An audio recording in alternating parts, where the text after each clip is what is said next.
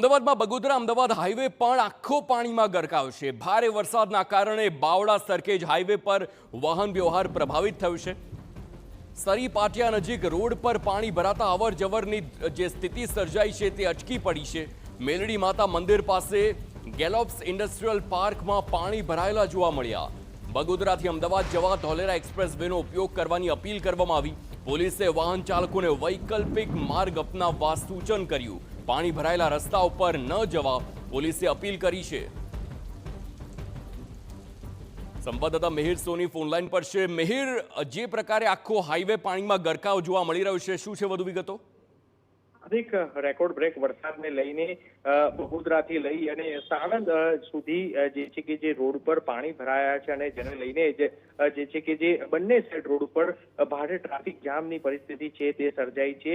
એટલે સીધો જ જે મેપથી પણ ગૂગલ મેપથી પણ જોઈ શકાય છે કે અમદાવાદથી સૌરાષ્ટ્ર તરફ જનારા અથવા તો સૌરાષ્ટ્રથી અમદાવાદ આવનારા જે લોકો છે કે જે ખૂબ મોટી સંખ્યામાં લોકો રોડ ઉપર ફસાયા તેવી સ્થિતિ છે તે પણ જોવાઈ રહ્યું છે। આ સાથે જ અમદાવાદ ગ્રામ્ય પોલીસે પણ એક અપીલ કરી છે કે હાલ સૌરાષ્ટ્રથી આવનારા કે અથવા સૌરાષ્ટ્ર તરફ અમદાવાદથી જનારા લોકો આ રસ્તાનો ઉપયોગ ન કરે, કારણ કે લગભગ 10 કિલોમીટરથી પણ વધુ ટ્રાફિક જામની સ્થિતિ છે તે સર્જાઈ છે અને જેને લઈને પોલીસ દ્વારા સતત આ પાણીનો નિકાલ થાય અને વાહન વ્યવહાર જે યોગ્ય રીતના ચાલે તે માટેનો પ્રયાસ છે તે સતત કરવામાં આવી રહ્યો છે। પરંતુ હાલ હાઈવે ઉપર આ સ્થિતિને લઈને અત્યારે હાલ જે ટ્રકોથી લઈ અને મોટા વાહનો છે તે પણ આમાં ફસાયા છે અને જેને લઈને જ લોકો આ રૂટનો ઉપયોગ ન કરે તેવી અત્યારે હાલ અપીલ છે કે જે કરવામાં આવી રહી છે અને જેને લઈને સાણંદ ચોકડીથી લઈ અને બગોદરા તરફ ભારે ટ્રાફિક જામની પરિસ્થિતિ છે તે સર્જાઈ છે। હાર્દિક, આભાર મિહિર સમગ્ર માહિતી બદલ।